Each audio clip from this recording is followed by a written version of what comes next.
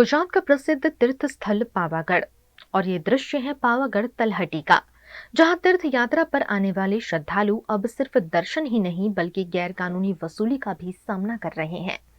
ST bus stand के सामने यात्रियों की गाड़ियों की पार्किंग करवाकर 50 से 100 रुपए तक वसूले जा रहे हैं।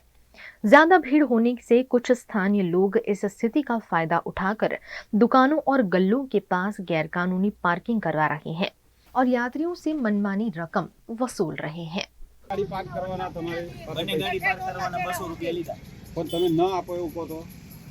ના આપો એવું કહો તો નહીં આપવા જ પડશે આપવા જ પડે અહીંયા આ ભાઈ લે છે હા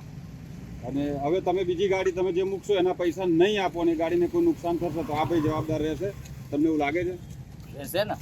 અમે ગાડી જે પાર્કિંગ કરીએ છીએ અમે એક વાર નહીં ત્રણ વાર અમે એને પૈસા આપ્યા વગર જાય તમને ચલાવવાનો અધિકાર કોને આલ્યો છે અમને અધિકાર કોઈ અધિકાર નહીં બધા અહીં ગાડી જો ઠેઠો ઠેઠ લગીને બધા પાર્કિંગ કરાવે છે ગાડી હાંચવાના જેમે કોઈ નુકસાની ના થાય ઘણી બધી નુકસાની થઈ છે સરકારી જગ્યાએ સાચવવાની જરૂર છે એમ પડી એ લોકો એમની માટે મૂકી જાય અમને અમે કેવું છે કે એ જોડે ગાડી મૂકેલી છે એક જેને કોઈ અહીં ગાડી મૂકવા આવે કે ભાઈ મારે ગાડી સાચવી રાખવાના સાચવવાનું ને 100 રૂપિયા લેવાના ધ્યાન રાખવા માટે કોઈ બી અહીં ગાડી કે ભાઈ મારી ગાડી સાચવજો કે મારી ગાડીમાં કોઈ નુકસાન ના થાય બરાબર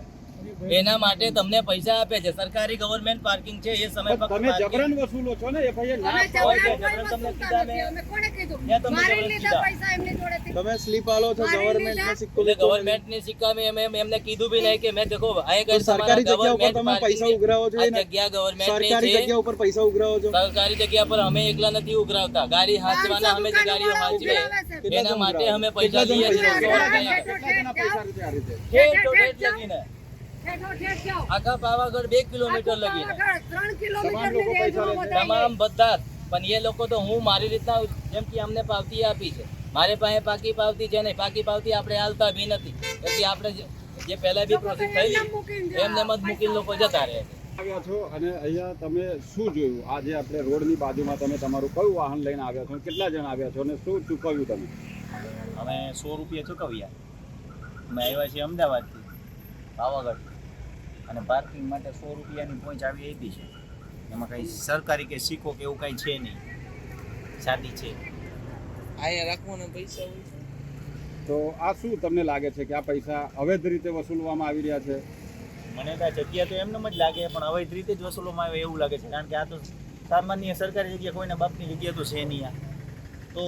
કોઈની પર્સનલ જગ્યા હોય તો પાર્કિંગના પૈસા હોય પણ આ તો સરકારી જગ્યા છે અને સરકારી જગ્યાએ તો સરકારી સિક્કો તો આમાં છે નહીં કાંઈ કે કાંઈ પાકી પહોંચ નથી આ પહોંચ તેના માટે આલીએ છે પહોંચ તેના માટે તમને આપીએ છે કે તમને ભરોસો રહે કે તમારે ગમે તે નુકસાની થાય તો તમે મને કહી શકો છો જણાવી શકો છો હા પ્રાંત અધિકારી શ્રી હમણાં એક રિપોર્ટ મને મોકલ્યો છે એમાં આ બાબતે પોલીસ તરફથી કાર્યવાહી થનાર છે એ લોકોએ પોલીસને કાર્યવાહી કરવા માટે જાણ પણ કરી છે રવિવારના દિવસે જે વધારે ભીડ હોય છે એ કારણોસર નીચે જે પાર્કિંગ ગેરકાયદેસર રીતે થાય છે આરએનબીનો રસ્તો છે અને એ બાબતે ટ્રાફિક પોલીસ પણ કાર્યવાહી કરનાર છે જે ખોટી પ્રવૃત્તિઓ કરતા હશે એના વિરુદ્ધ કાયદેસરની કાર્યવાહી વહીવટીતંત્ર તરફથી કરવામાં આવશે રવિવારે ઉપર વ્યવસ્થા પૂરેપૂરી રાખવામાં આવેલી હોય છે જે દર્શનાર્થીઓ આવે છે એની ભીડને ધ્યાને લઈને એટલે પોલીસનો ત્યાં ચેકપોઇન્ટ પણ છે ટ્રાફિક વ્યવસ્થા પણ છે પણ જ્યાં તળેટીમાં કે જ્યાં નીચેથી એન્ટ્રી થાય છે એ જગ્યાએ પાર્કિંગનો પ્રશ્ન છે તો એ પાર્કિંગના પ્રશ્ન બાબતે ટ્રાફિક પોલીસ આરએનબી અને પ્રાંત ઓફિસર સંયુક્ત રીતે કાર્યવાહી કરશે